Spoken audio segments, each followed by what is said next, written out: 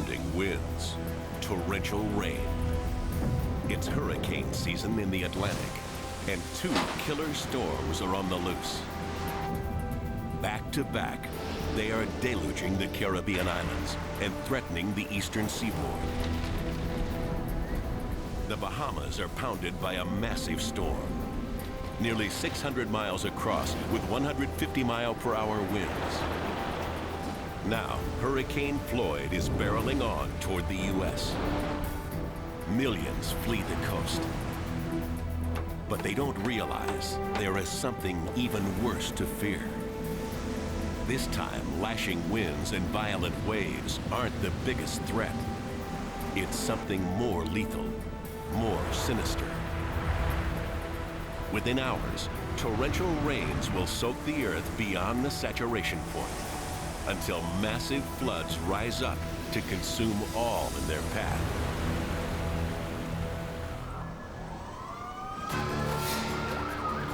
A desperate mother needs help to save her children from rising floodwaters. Rescuers frantically search for a stranded man. And a town fights against a rampaging river. Witness the unexpected aftermath of Hurricane Floyd and the extraordinary response of ordinary people confronted with nature's fury.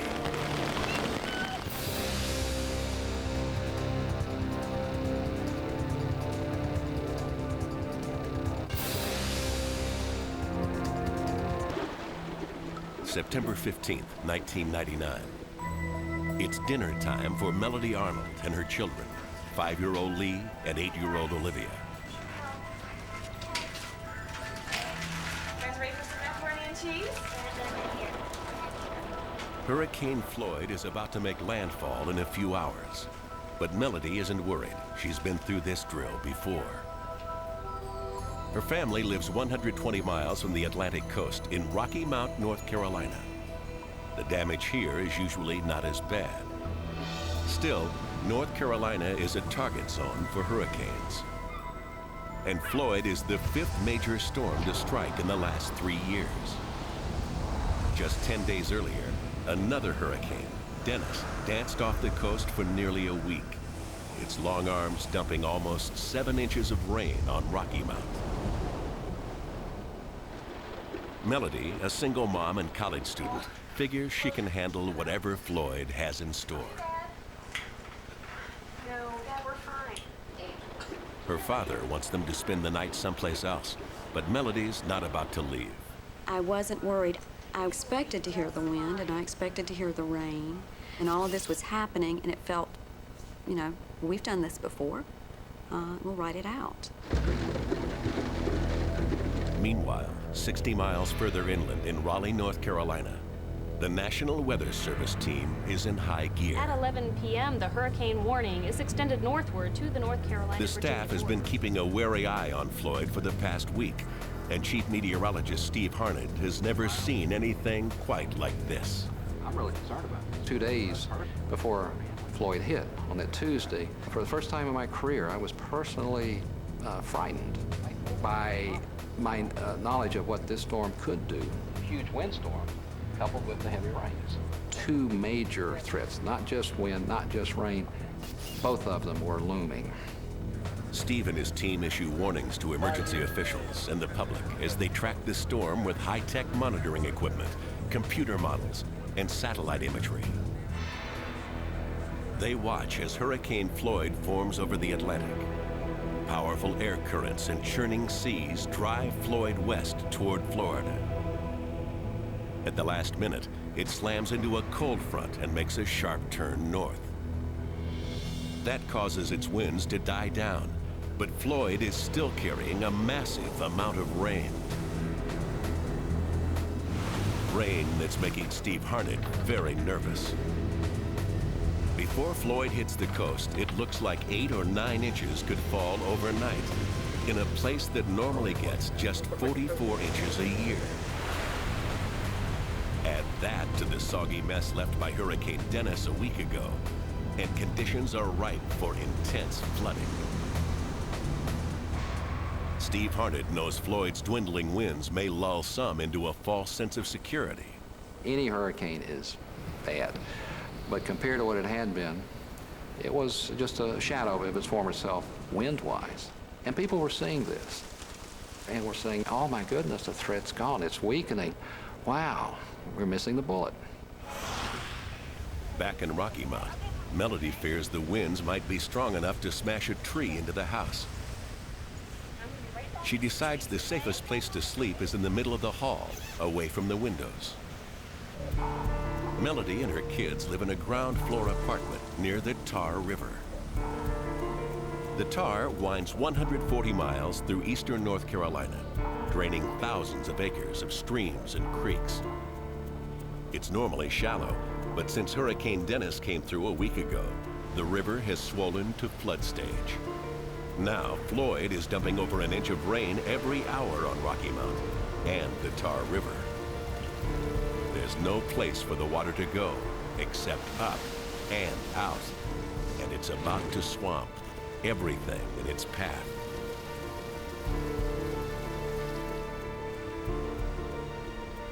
Olivia woke and she said she was wet. When I got up, my back was damp. Melody Arnold wakes to a nightmare. Water is pouring through her vents, coming up through her toilet, and rushing under her door. There was water everywhere. Melody doesn't see any of her neighbors outside. Her electricity is out. Even worse, the phone is dead. Melody is trapped with no one to help her. I had seconds to make what I felt were life and death decisions for my children. She needs to act fast, but there is no easy choice. Melody's afraid to carry the children outside in the waist-high water. She worries they'll all get swept into the raging torrent. But if she leaves them in the apartment, there's no telling how high the water will get, and her children could drown. Melody prays for help and makes a gut-wrenching choice. She decides to risk leaving her children alone in the rising waters while she tries to find help to carry them to safety. She finds the highest spot in the room, the top of a bookcase. She puts Lee and Olivia there to keep them safe. Then heads into the fury of Floyd, hoping she can find help in time.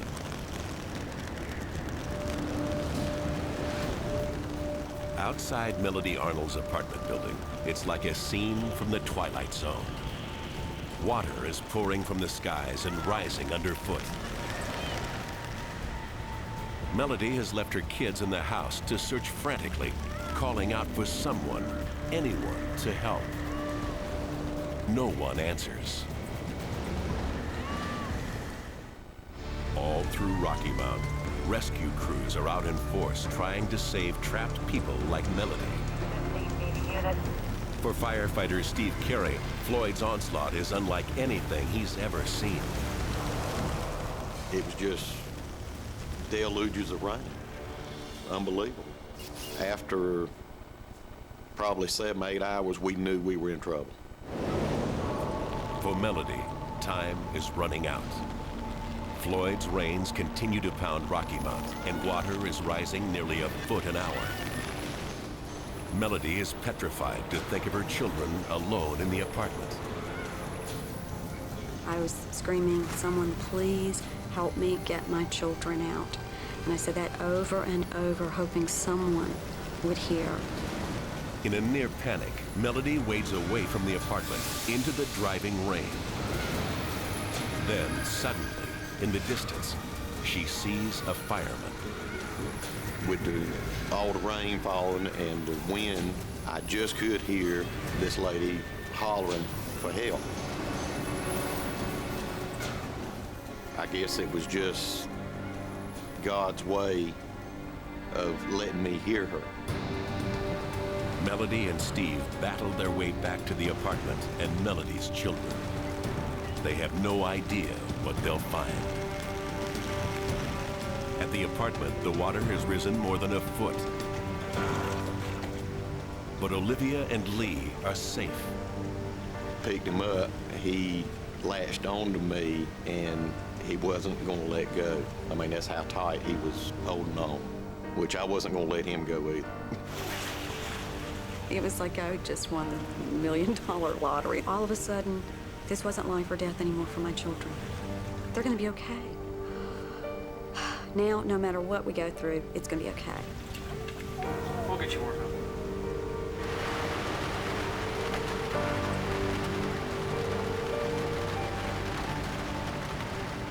Melody and her children survived the harrowing night.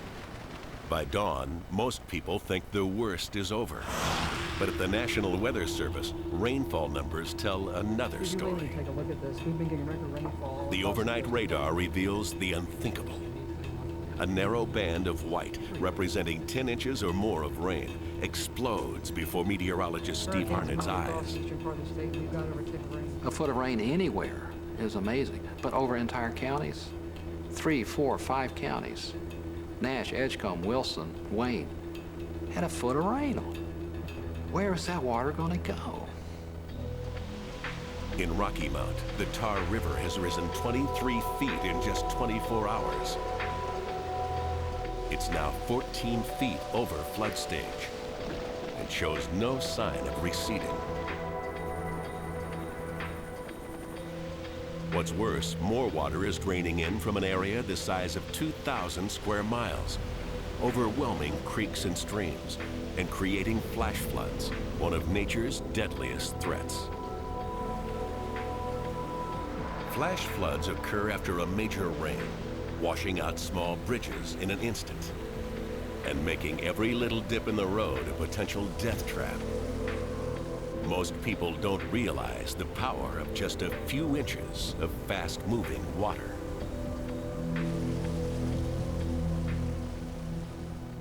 When a hurricane is approaching the coast, people evacuate.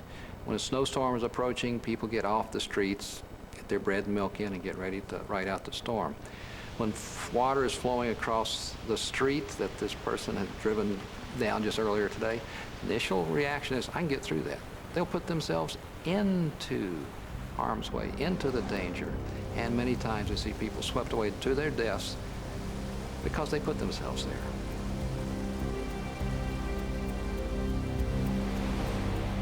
Floyd's flash floods are now swamping the region.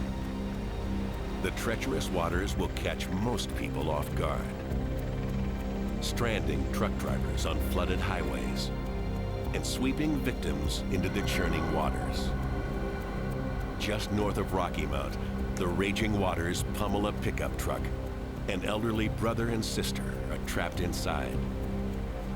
Rescuers desperately try to save them, but are helpless against the violent currents.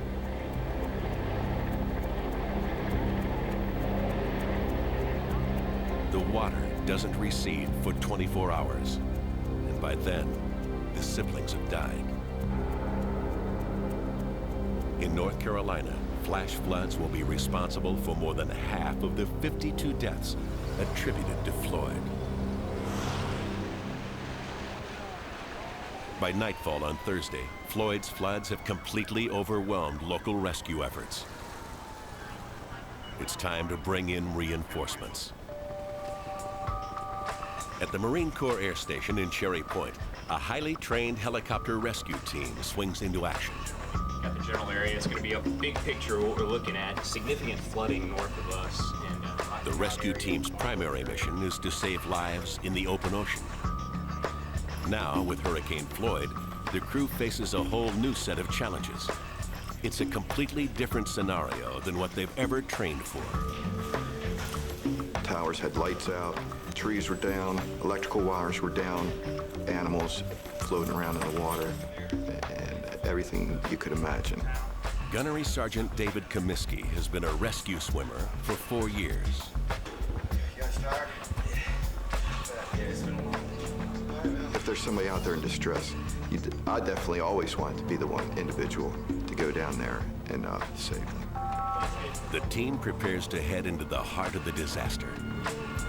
Dash 1 just got back. We're under the Easy, right? They fly north to the town of Tarboro, some 45 miles downstream from Rocky Mount. For co-pilot Ken Cobb, navigating through the eerie darkness is like flying blind. First of all, no lights. There were no lights anywhere. The pilots can't see deadly flight hazards like power lines and cell phone towers. I've never seen anything like this. I'll tell you, it's tough to see any hazards. A call comes in. Someone screams for help from thick woods near a riverbank. All right, well, we're in the general area right now. We're slowing down. We're going to go ahead and set up a search pattern. The crew begins a painstaking search to find a survivor. But with so much water and the overwhelming darkness, it's like looking for a needle in a haystack. Did you guys locate the tree yet? The search was terrible. We were in the location. We could not find anybody in a tree. We didn't know what else to do. We had thought possibly that he had got swept downriver and was no longer in the area that they said he was because they had stopped hearing the cries. I think when we do that, how's that feel like it? After 45 minutes of searching, they're forced to give up. The chopper is running out of fuel. The crew refuels and is given a new assignment, rescuing families from a flooded neighborhood. It was unbelievable. There was literally people on every rooftop. Just tried to get as many people as we could onto the helicopter and to a safe place. It was sad. It was obvious that they had escaped from their homes with just the clothes on their back. Hours go by. Another call comes in. It's the same case from earlier. The person in the woods is still alive. Let us know what's going on. Bystanders can hear a man's cries from a nearby bridge. To pinpoint his location, the crew decides to put David on the ground. And that's when things started happening. Gunny was hearing the calls from the gentleman. He was basically able to call us in, right, left, forward, back, until we were positioned directly over him. Finally, after hours of intensive searching, they spot the man at the base of a tree. But reaching him won't be easy. On a normal mission, David would be lowered into the water with a cable. Then he would detach himself and swim free. But the current here is so fast and strong, he could get swept away and drown. His other option, staying hooked to the cable, is equally dangerous. David could get tangled in a tree, and if the cable gets caught, it could pull the helicopter from the air or drag David to his death. We were very concerned sending him down there under those circumstances. The crew knows there's no guarantee David or the man will make it back alive.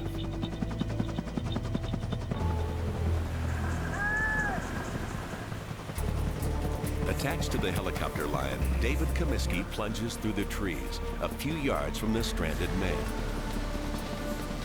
The water was just rushing over him. I tried to get him to maybe come out closer to me. He wasn't going to let go. David starts to make his way over, but a branch suddenly snaps, and he is swept away by the torrent.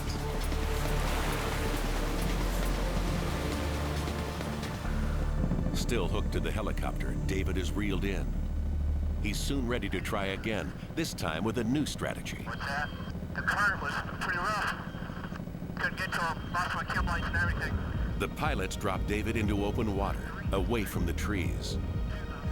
Now, David must battle the raging current alone. You in the water? As soon as I hit the water, I was determined I was going to get to him. Swam very aggressively, as hard as I could.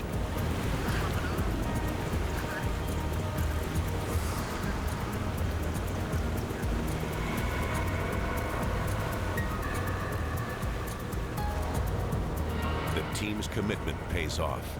After intense effort, David finally reaches the marooned man. He had clung to the tree for 8 hours after a flash flood swept him into the water. For co-pilot Ken Cobb and the rest of the crew, the man's rescue is the moment of triumph that keeps them going. Once we got signal for pickup, we knew, all right, this is it. This is great. Good feeling. We knew that it was we're going to get them on the aircraft and mission complete. It's been 24 hours since Floyd first came ashore and inflicted chaos across North Carolina. Downed phone lines, swamped electrical power stations, and polluted drinking water. You may need any water. Got plenty of water for you. Throughout the state, many people don't realize that although the hurricane may be over and the sky is cleared, the worst is yet to come. The Tar River is more than 9 feet over flood stage and rising. One small town is directly in its path. After the storm, a beautiful day. Sun shining, wind calm. We looked and said, boy, we made it through. Don Pollard is the volunteer fire chief in Princeville, North Carolina. A tiny town of 2,100, it prides itself on being the first U.S. town founded by free black slaves. In 1865, just after the Civil War, a group of emancipated slaves settled 45 miles south of Rocky Mount on the banks of the Tar River.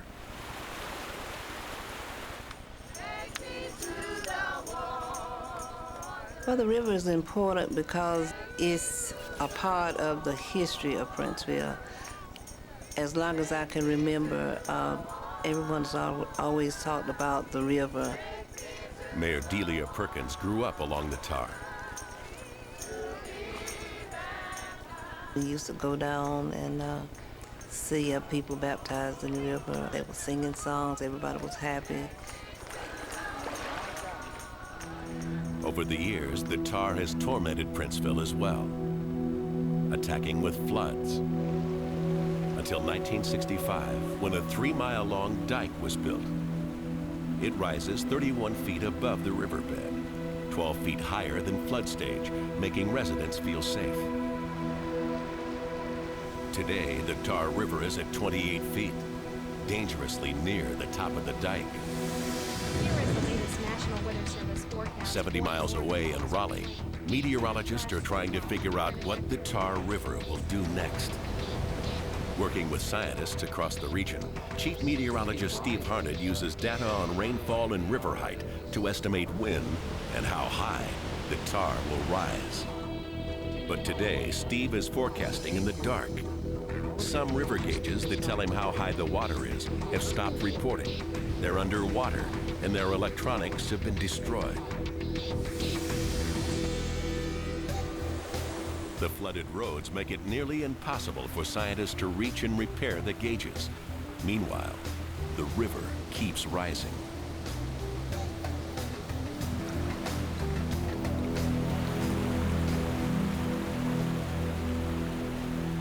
And this time, the water level is something Princeville can't ignore.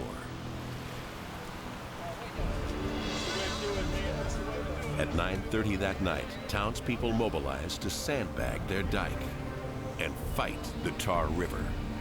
And I don't think it was a person in there that didn't come down with a smile on their face, willing to do what they could. Princeville fight.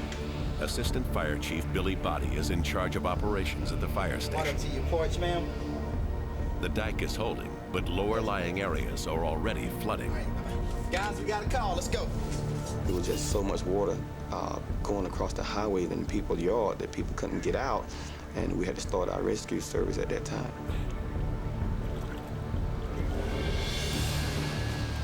Back at the dike, Chief Don Pollard helps lead the grueling task of sandbagging.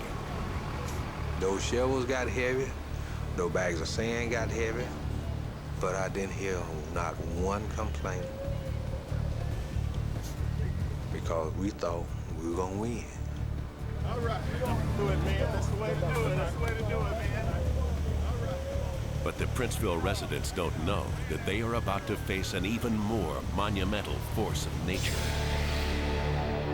Floyd has dumped a foot of rain over much of the Tar River Basin.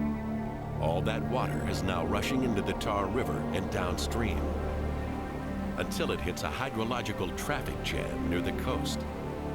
The winds and storm surge created by Hurricane Floyd are still pushing inland, blocking the Tar River's flow.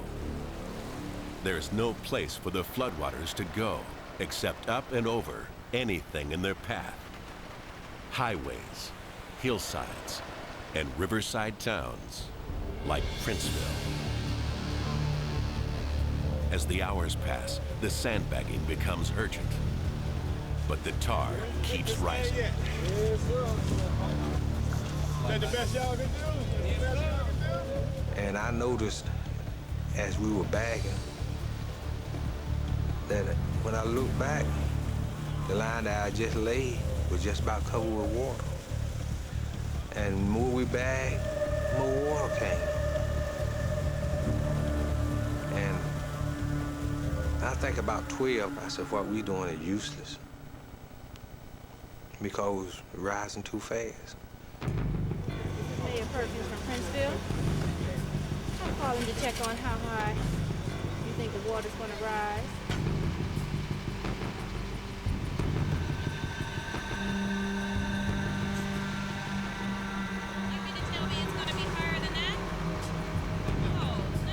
Stunning news for Delia. Scientists tell her they think the Tar River is going to rise 6 feet over the Princeville dike. Chief, I just talked to the weather service. At 1:15 in the morning on Friday, Mayor Delia Perkins makes a fateful decision. We're just going to have to evacuate. Yeah. The fight to save Princeville is over. I want you all to go and get your families safe, and then you all come back so we can... Now it's time to get everyone out while they still can. Attention! This is a mandatory evacuation. We advise you to leave immediately. Attention! This is a mandatory evacuation. We advise you to leave immediately. It was wet and hard work. You didn't know where you were stepping in 4 feet of water or 10 feet of water. I don't think we realized to this day the danger that we was putting ourselves in.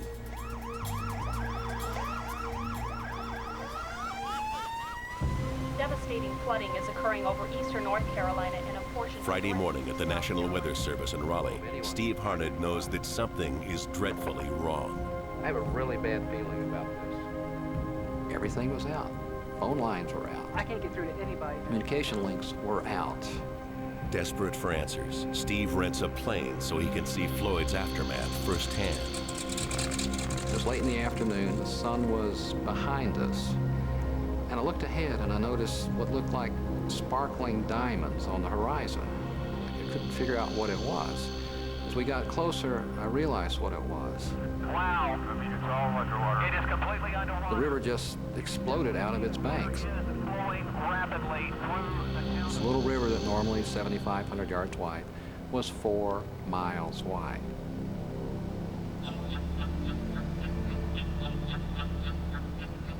The view from above stuns him. The entire town of Princeville is gone. In the 11 hours since Princeville was evacuated, the Tar River has completely swallowed the town. 10 feet of water came pouring over the dike, drowning every car, home, and business in its path. Fire Chief Don Pollard can't believe his eyes. It was a feeling of disbelief to one day drive down the street. The next day, ride on a boat, have no idea where the street is located. Some was in water above their heads. Some had knocked holes in the roof to get on top of their houses.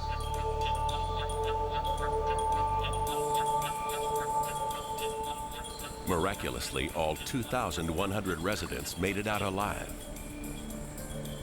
But now they have no homes to go to and no idea when they'll be able to return. But it's just a miracle that no one was lost looking at what happened to Princeville. The water had tossed those sandbags around like they were styrofoam cups. 36 hours after Floyd lands, its floodwaters have swallowed up towns all over eastern North Carolina. But Floyd didn't stop at state borders. The rest of the East Coast is deluged by heavy rains. Southeastern Virginia is completely swamped. The city of Franklin is under 12 feet of water. And in New Jersey, the Raritan River overflows, engulfing the town of Bound Brook in 15 feet of water. In the midst of the flood, firefighters there have to battle a blaze that destroys several buildings. For thousands of square miles, everyone must confront Floyd's impact. And the people of North Carolina are about to discover that the chaos of the past few days will become an epic test of endurance.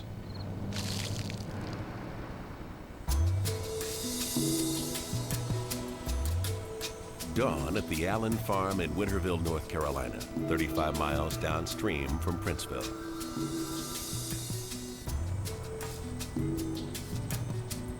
It's the morning after Floyd hits, and Buddy and Kay Allen are counting their blessings. We looked around here. We didn't have a lot of damage as far as, wind damage. We had gotten a lot of rain, but we were very fortunate, I thought. Very lucky. It was almost a non-event. It was not a rush day to think that something was going to happen. Ordinary, everyday, checking on, see how things were type day.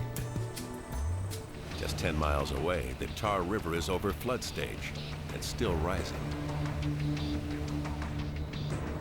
Buddy keeps his cattle in a pasture on the other side of the Tar. The morning after Floyd, he goes to check on how they've weathered the storm. When he reaches his pasture, he finds a lot of water, but no cows. It was a real strange feeling to pull up and not be able to find them. Questions started popping up. How much water? Where the cattle? Just what are you gonna do? Buddy finds his cows huddled in rising water at the far end of the pasture. They can't stay there, but Buddy doesn't have the right equipment to move them all, or the time. But the water is rising fast, and he can't desert his cattle. He gambles on setting all 300 free to search for higher ground.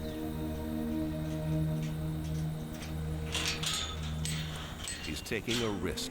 His financial future and the lives of his cattle are at stake. Throughout the state, farmers struggle frantically to save what they can of their livestock. Millions of animals are in danger. Volunteers rush to rescue and feed pets stranded for days when their owners can't get back to them.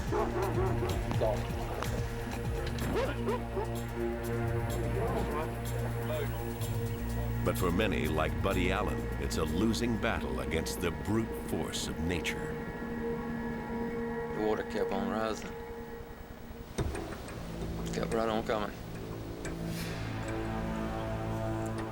Now, all Buddy can do is ferry hay to his cattle one boat at a time.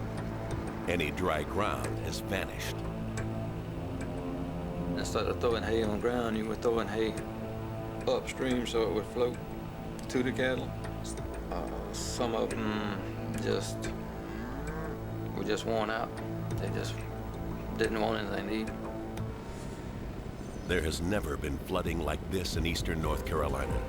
And without prior experience to draw from, no one can predict exactly where floodwaters will go once they overflow the riverbanks. And it seems like the more clever we get in the profession of meteorology, faster computers, more instruments, we start feeling, well, maybe we're figuring this out and doing a pretty good job, and then all of a sudden Mother Nature turns around and says, no, you don't know everything, watch this. Buddy's cows are caught in a flood of epic proportions, trapped between onrushing upstream waters and slow-moving drainage downstream. Near their pasture, the Tar River rises 17 feet over flood stage and stays there. Days pass. When do you think you'll know what you can do? The Allens cling to the hope that Floyd's waters will recede in time to save the cattle.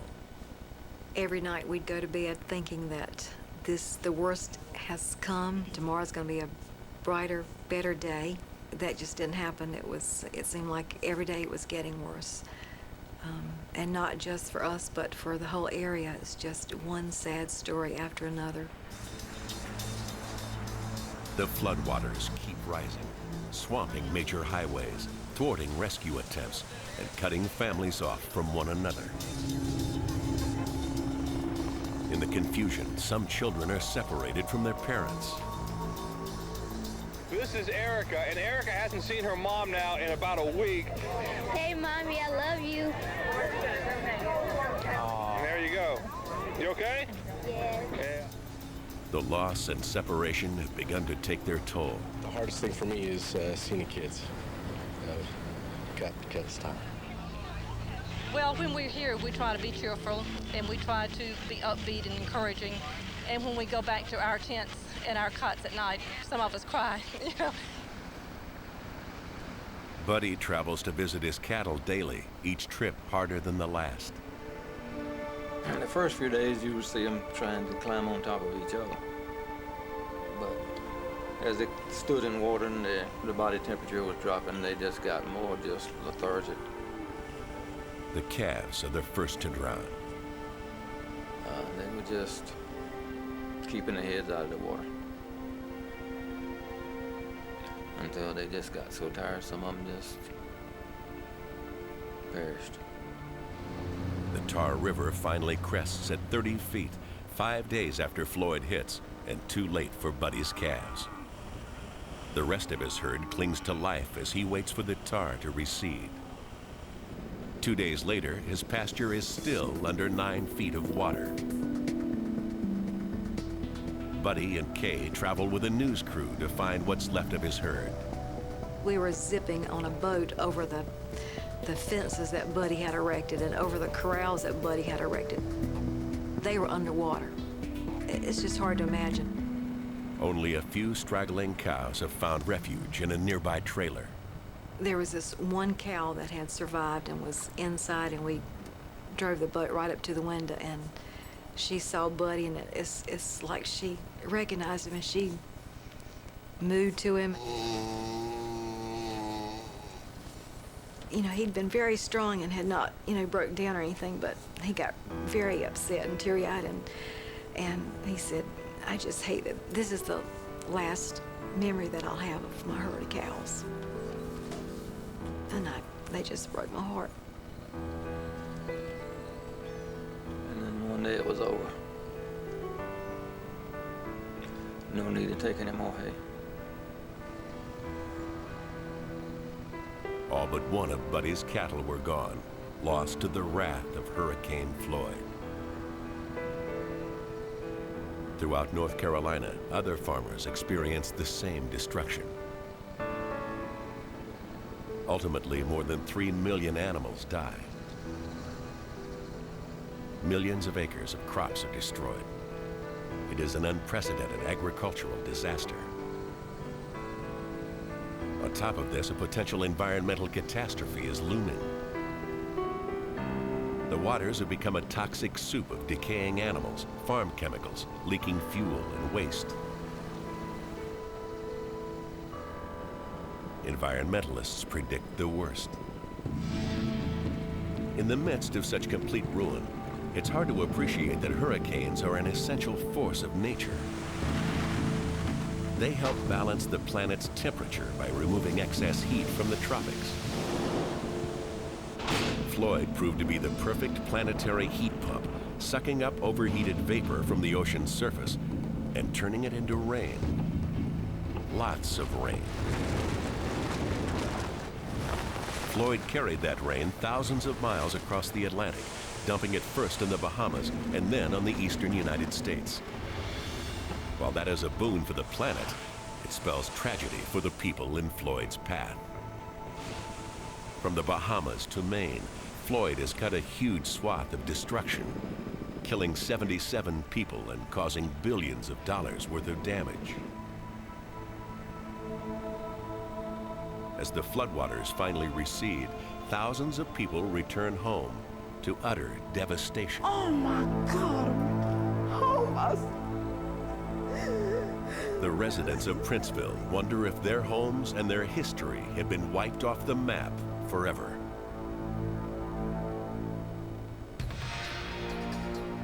You would have thought it was a horror movie being made there. I thought Steven Spielberg had been to Princeville. In Princeville, it takes more than 10 days for Floyd's waters to recede. Assistant Fire Chief Billy Body is stunned by the destruction. You saw houses that was sitting in the middle of the highway, caskets just sitting in people's yard. So it was a terrible, terrible sight to see that. The tar crested at 42 feet in Princeville, 10 feet higher than any previous flood. But the townspeople rise to the challenge and decide to rebuild with a new, reinforced dike. While outsiders may question that decision, Mayor Delia Perkins feels it's the best way to preserve Princeville's unique heritage. If we move, you can't take the history, the ground, the river. The history will be written down, but it's not like being in that place. Over the next few months, some 25,000 volunteers help Princeville rebuild. Like a storybook, happy beginning and sad in the middle and happy in the end, because you can see the results now, everything's so new. Throughout the state, volunteers rush in to do all they can.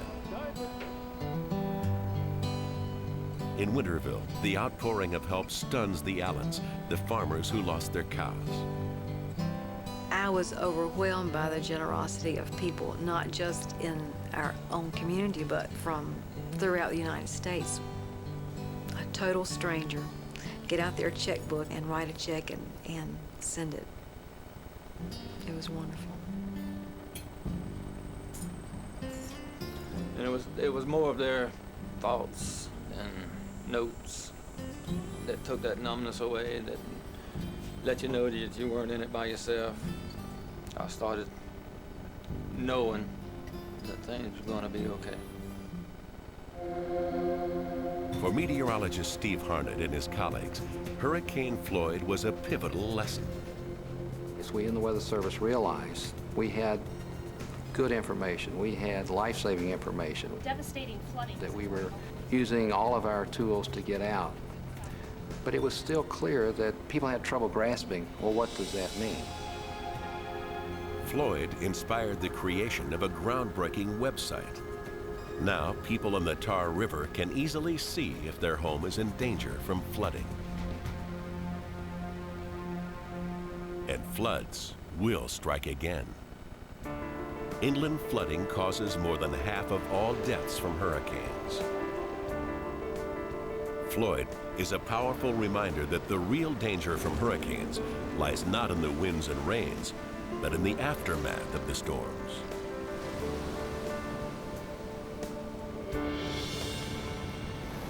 In North Carolina, the aftermath was so devastating that more than 60 helicopters from the Coast Guard, Navy, Marines, and National Guard rushed in to help with rescue and relief efforts. It was an unforgettable experience for rescue swimmer David Comiskey. I was challenged, definitely challenged. We weren't the only heroes. I mean, there was people all over the state just out there trying to help as many people as possible. Just was a great feeling to be part of it, of that. His Marine crew alone rescued hundreds of people, but the man in the tree remains emblazoned in their minds. Like the rest of the crew, co-pilot Ken Cobb never even knew his name. It was by far the most difficult mission that I've ever taken part in. And I'm sure that this guy is sitting in a bar having a beer, talking about the one time he got to ride on a Marine Corps helicopter named Pedro. It makes me feel good that he's here to tell the story, that he's having that beer in the bar. I'd like to meet up with him one day and have a beer with him. Melody Arnold and her kids lost everything during Floyd, but they found a new friend in the firefighter that saved their lives. I was visiting some family friends, and I met a young lady over there, and we were talking about the flood, and I just happened to mention a young, small, blonde-headed boy that I had put in the van. And she said that was my son. I said, I just really have to shake your hand. I've just got to tell you that, you know, my gratitude is unending. I am forever grateful for what you did. And we just want to thank you. That made me feel good to be able to meet people that I had helped during the flood. That meant a lot.